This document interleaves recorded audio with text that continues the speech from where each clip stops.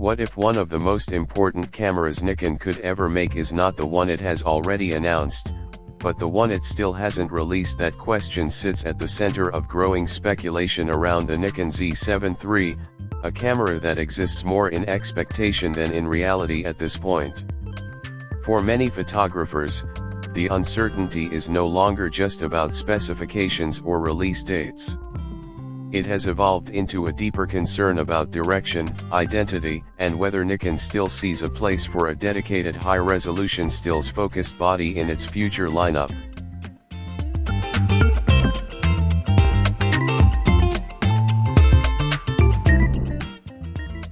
The hesitation surrounding the Nikon Z7 III raises a difficult question that becomes increasingly hard to ignore. Is the delay simply a matter of development time, or does it suggest that Nikon no longer considers this type of camera essential? This is where the discussion shifts away from hardware and into philosophy.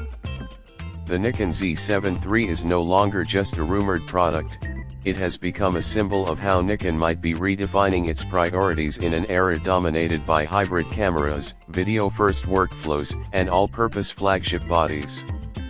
In many ways, the rumored Nikon Z7 III sits at a crossroads between tradition and transformation. Nikon's legacy in high-resolution photography has always been rooted in precision, detail, and image purity.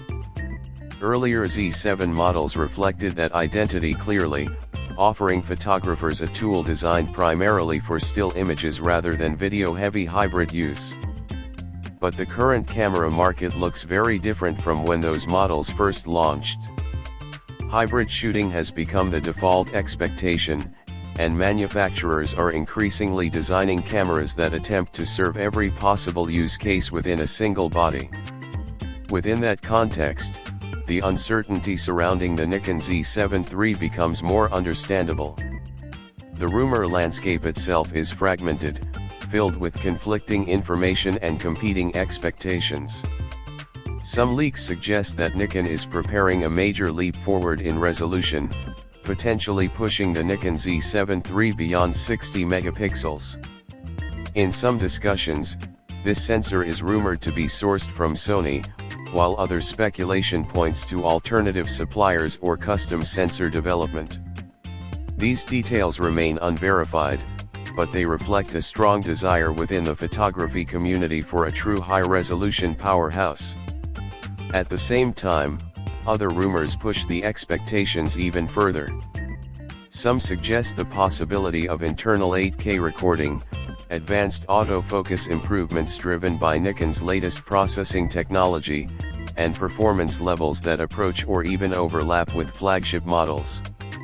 On paper, such a configuration would place the Nikon Z7 III in an unusual position, straddling the line between a dedicated resolution tool and a hybrid professional camera. But this is where the confusion begins, because the more ambitious the rumored features become, the harder it is to understand where the camera truly fits within Nikon's ecosystem. Interestingly, whether these leaks are accurate is almost secondary at this point. What matters more is what they reveal about user expectations. Photographers are not necessarily asking for another all-round hybrid camera. Instead, there appears to be a growing demand for something more specialized. A camera that focuses primarily on resolution, dynamic range, and image clarity, without the added complexity of cinema-level video features or extreme burst performance. In other words, a return to a more deliberate form of photography, where the camera is optimized for still image excellence rather than multifunction versatility. This is where the Nikon Z7 III becomes more than just a potential product. It becomes a reflection of a philosophical divide in modern camera design. On one side, there are hybrid systems that prioritize flexibility, speed, and multimedia capabilities. On the other, there is a quieter but still significant demand for tools that prioritize image quality above all else. The Nikon Z7 III sits directly in the middle of that tension. There is also speculation that Nikon could leverage technology from its higher-end lineup to strengthen the Z7 III.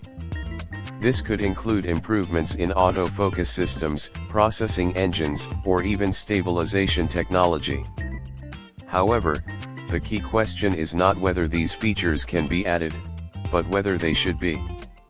Adding too many advanced hybrid features risks diluting the identity of the camera, turning it into something that overlaps too heavily with existing models in Nikon's lineup. This overlap is one of the most important complications in the entire discussion. Nikon already has cameras like the Z8, which deliver extremely high resolution, impressive speed, and advanced video capabilities in a single body. The existence of such a camera raises a serious question about where the Nikon Z7 III would sit in the product hierarchy. If it becomes too similar to the Z8, it risks redundancy. If it is simplified too much, it may feel underpowered or overpriced in comparison.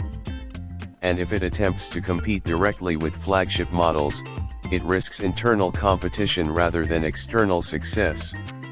This is where product strategy becomes just as important as engineering. Modern camera systems are not developed in isolation, they exist within tightly structured ecosystems. Every new release must justify its position relative to existing models. In the case of the Nikon Z7 III, that balance appears particularly difficult to achieve.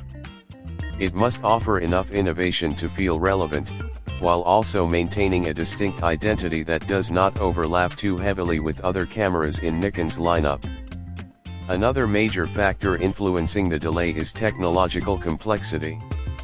Modern imaging systems are significantly more demanding than previous generations. Faster sensor readout speeds, advanced autofocus algorithms, AI-driven subject recognition, and improved image processing pipelines all require extensive development and testing.